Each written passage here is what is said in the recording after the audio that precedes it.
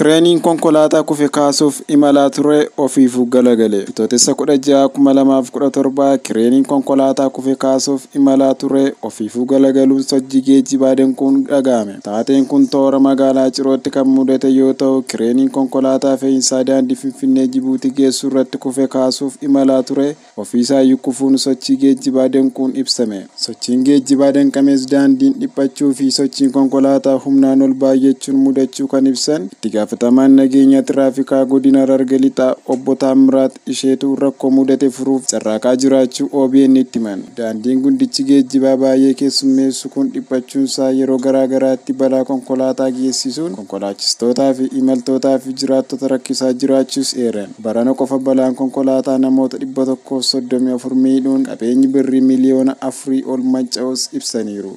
Taajidduun Abdiitu gabaase.